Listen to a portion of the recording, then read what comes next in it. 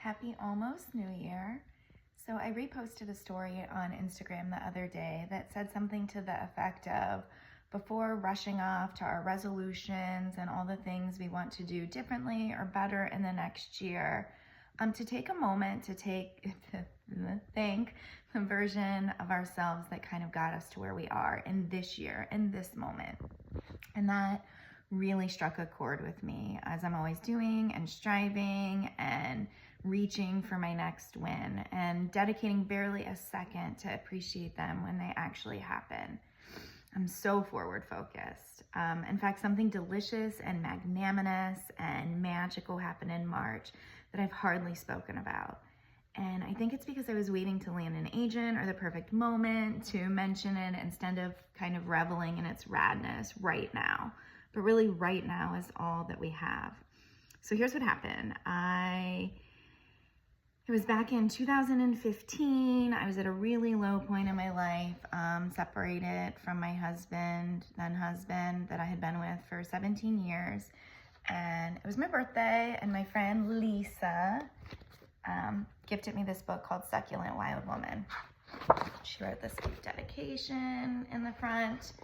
Christina, happy 35th. Given how succulent you are already, this is not as much a course as a refresher. I think you're so wonderful, and I'm so glad our paths finally crossed.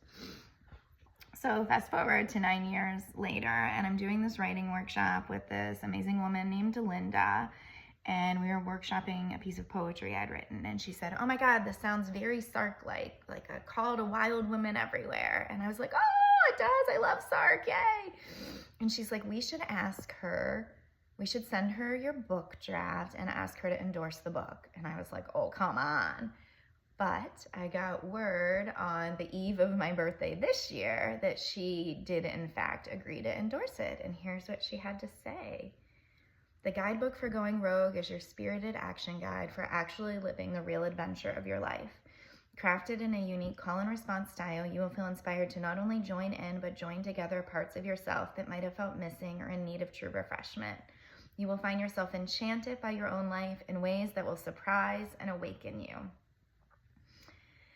And you can read the post to learn more, but I just wanted to take a moment to reflect and appreciate and ask you to do the same. What kind of accomplishments or milestones did you achieve this year that you basically just kind of rushed right by?